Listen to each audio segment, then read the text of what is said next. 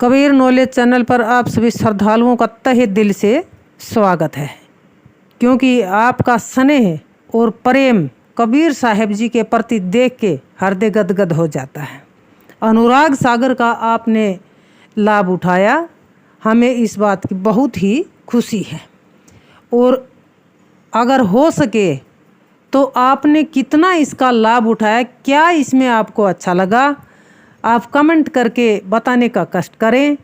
कबीर साहब का यह विशेष ग्रंथ जो भवसागर से जीवों को उभारता है, उसका आपने काफ़ी हद तक लुत्फ़ उठाया है।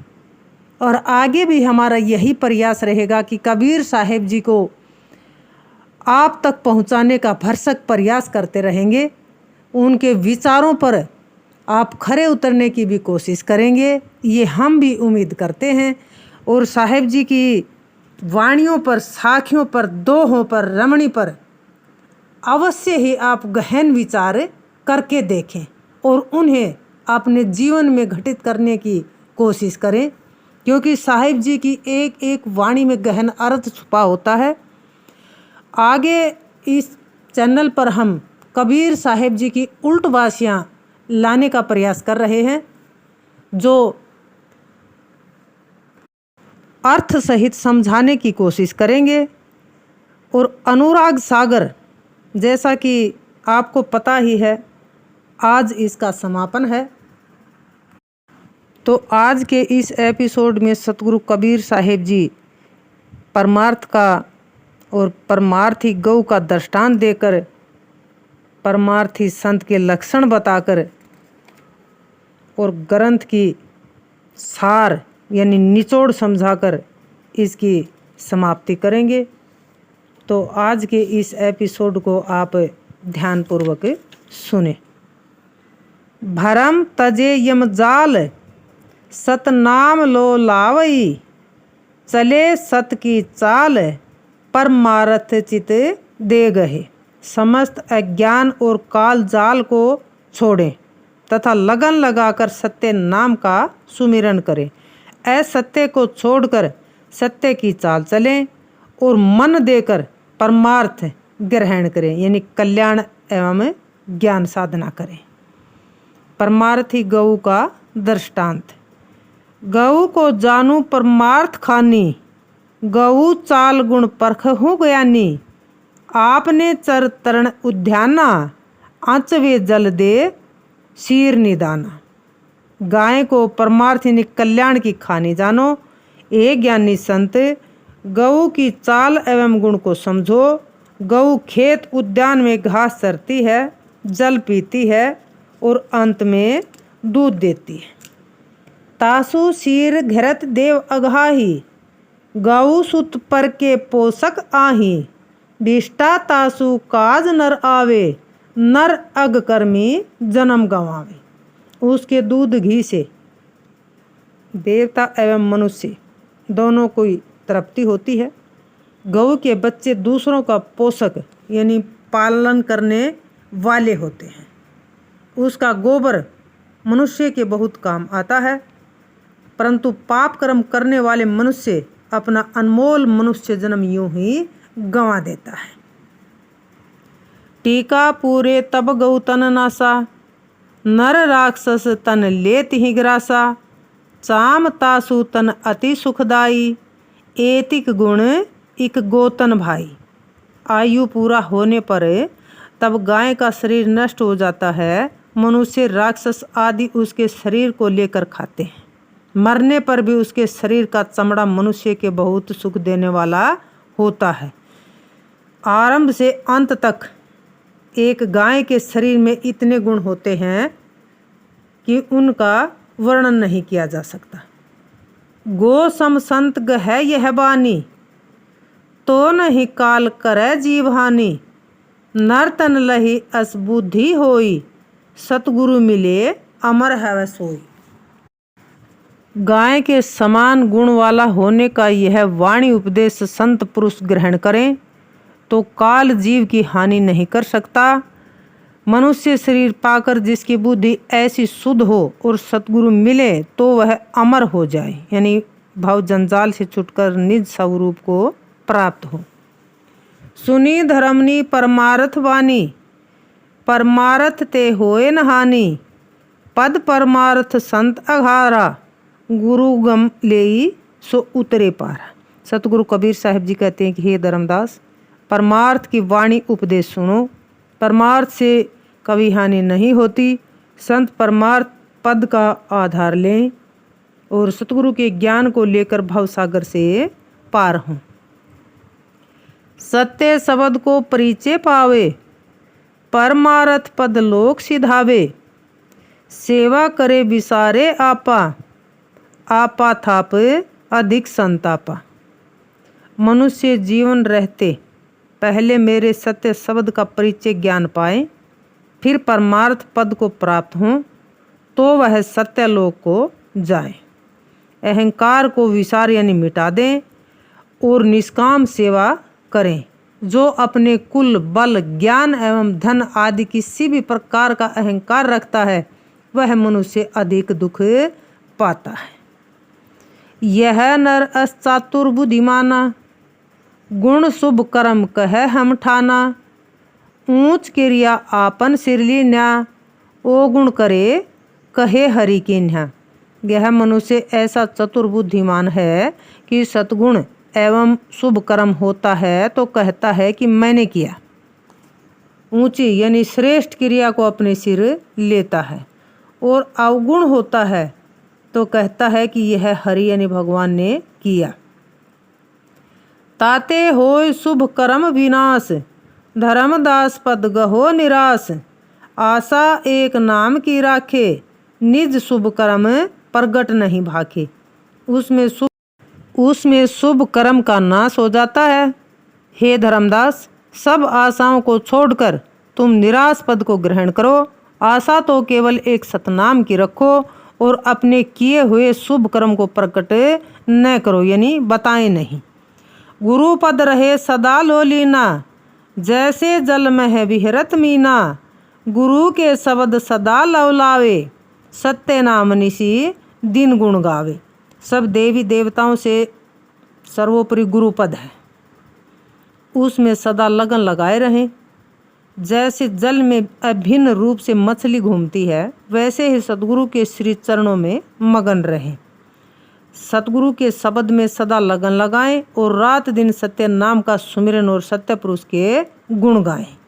जैसे जल ही न बिसरे मीना, ऐसे शब्द गहे पर बीना।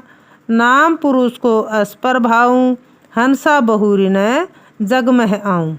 निश्चय जाए पुरुष के पासा, कुरम कला परख हूँ धर्मदासा। जैसे मछली कभी जल को नहीं भूलती, ऐसे ही चतुर शिष्य सतगुरु के शब्द को ग्रहण करें, उसे कभी न भूलें। सत्य पुरुष के सत्य नाम का प्रभाव ऐसा है कि हंस फिर संसार में नहीं आता, यानी आवागमन से चक्कर छूट जाता है।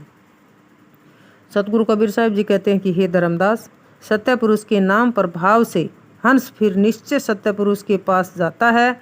तुम कछुए के बच्चे को कला को समझो। कछुई जल से बाहर आकर रेत मिट्टी में गड्ढा खोदकर अंडे देती है और अंडों को मिट्टी से ढककर फिर पानी में चली जाती है, परंतु पानी में रहते हुए भी कछुई का ध्यान निरंतर अंडों की ओर लगा रहता है। वह ध्यान से ही अंडों को सेती है। समय होने पर अंडे पुष्ट होते हैं, फूटते हैं और उनमें से बच्चे बाहर निकल आते हैं। माँ कछुई उन बच्चों को लेने पानी से बाहर नहीं आती।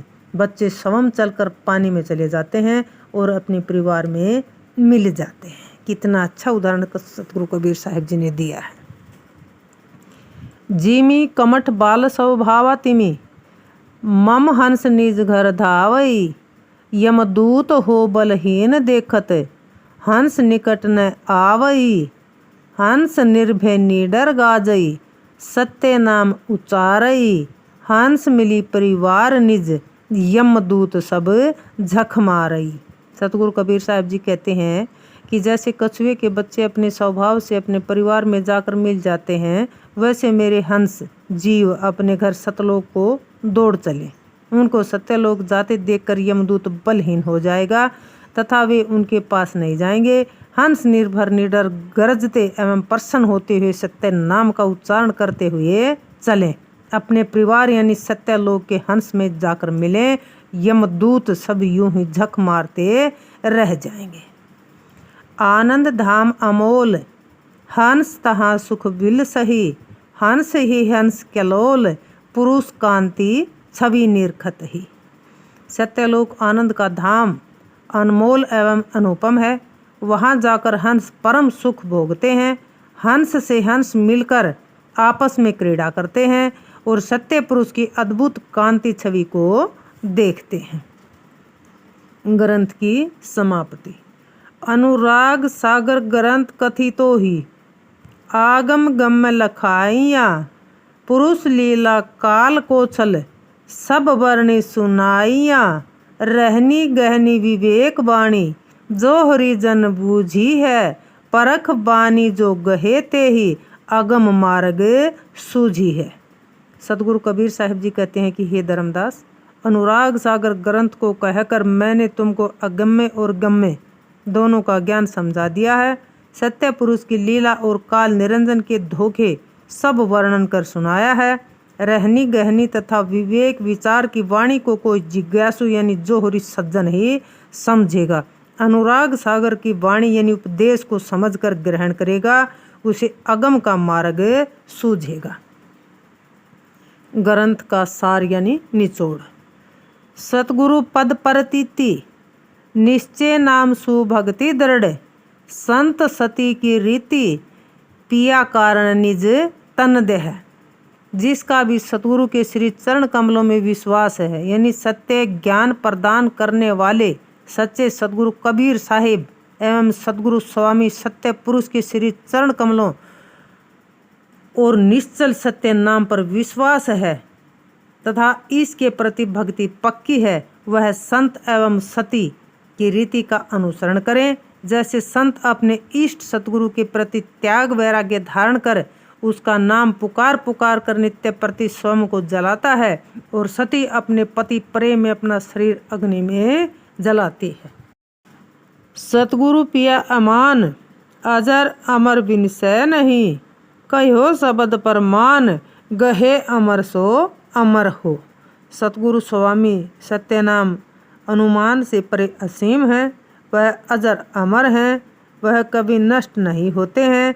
उसके बारे में जो शब्द कहा है वह प्रामाणिक एवं टकसार है। जो उस अमर अविनाशी सत्य पुरुष को ग्रहण करेगा वह भी अमर होगा। संत धरेति ही आस, गहे जीव अमर ही तहाँ। चित चेत्यो धर्मदास, सतगुरु चरणन लीन रहूं।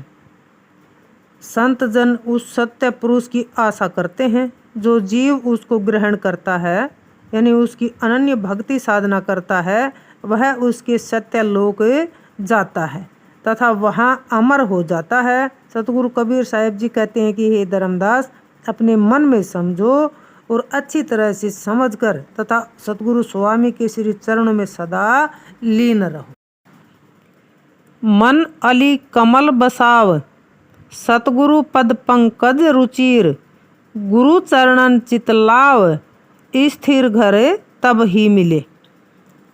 जैसे भंवरा कमल पर बसता है, वैसे अपने मन भंवरा को सतगुरु स्वामी के सुंदर श्री चरण कमल में बसाओ।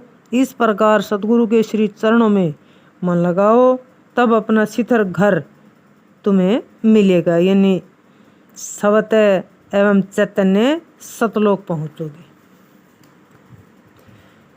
शबद सुरती करूँ मेल, शबद मिले सतपुर चले। बंधु सिंधु का खेल, मिले तो दूजा कोक है। शबद एवं सुरती का मेल करो, यानी शबद सत्य पुरुष और सुरती जीव का मेल करो। जब सुरती जीव शबद सत्य पुरुष से मिले तब जीव सतलोक चलेगा। यह बूंद सिंधु के मिलने के खेल जैसा है। यदि बूंद रूपी जीव नाम रूप मिटाकर सागर रूपी सत्य पुरुष से मिल जाए तो उन दोनों को दूसरा कौन कहेगा। शबद सुरती का खेल, सतगुरु मिले लखावई। सिंधु बूंद को मेल, मिले तो दूजा कोक है। शब्द सतपुरुष और सुरती जीव के मिलन का खेल सतगुरु मिले तो दिखा सकते हैं। जैसे सिंधु बूंद का मेल हो जाने पर वे एक हो जाते हैं और कोई उन्हें दूसरा नहीं कह सकता, वैसे शब्द सुरती का मेल हो जाने पर उन्हें कोई दूसरा नहीं बता सकता। मन की दशा विहाय गुरु मार्ग निरखत चले, हंस लोक कह जाए सुख सागर सुख सोलह है। मन की दशा तो चलायमान और मर्यादाहीन है, मन के अनुसार मत चलो, सतगुरु के ज्ञान मार्ग को पर देखते हुए सावधान होकर चलो। इस प्रकार हंस जीव सुख के सागर सत्यलोक को जाता है और परम सुख को प्राप्त करता है। अंत में सतगुरु कबीर साहिब जी इस वाणी के साथ अनुराग सागर का समापन करते हैं। बूंद जीव अनुमान सिंधु नाम सतगुरु सही, कहें कबीर परमान धर्मदास तो मैं बूझ हूँ। अनुमान से जीव को बूंद के समान समझो और सिंधु नाम सत्य गुरु सत्य पुरुष को मानो। सतगुरु कबीर साहिब जी कहते हैं कि हे धर्मदास, बूंद एवं सिंधु के मिलन की बात प्रामाणिक तथा कल्याण देने वाली है। तुम उसे अच्छी तरह से सोचो समझो।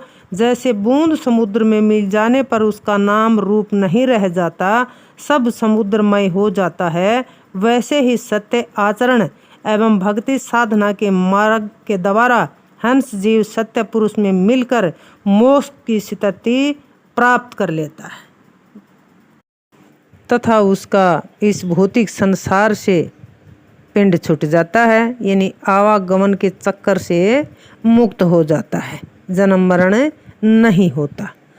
तो सतगुरु कबीर साहिब का ये अनुराग सागर आपने सुना और इसका लाभ आपने लिया। अब आगे सतगुरु कबीर साहिब के बारे में जानकारी देने से पहले हम आपसे ये पूछना चाहते हैं कि हम संपूर्ण सागर या फिर कबीर साहिब की उल्टवासियाँ आपको सुनाएं। कमेंट करके आप ज़रूर बताने का कष्ट करें। तब तक के लिए अपना ख्याल रखें और सतगुरु कबीर साहिब यानी सत्य पुरुष में अपना ध्यान लगाए रखें। कभी भी उनको न भूलें, क्योंकि इस भौतिक संसार में हमें दोबारा न आना पड़े। और अगर इस अनुराग सागर में हमसे कोई त्रुटियां हुई हैं तो हमें भी माफ़ करने का कष्ट करें। लेकिन हमारा ये प्रयास ज़रूर रहेगा, जब तक इस शरीर में सांस रहेगा, सतगुरु कबीर साहिब की वाणियों को आप तक पहुंचाने का अवश्य ही प्रयास करेंगे। बोलो साधो सत साहिब।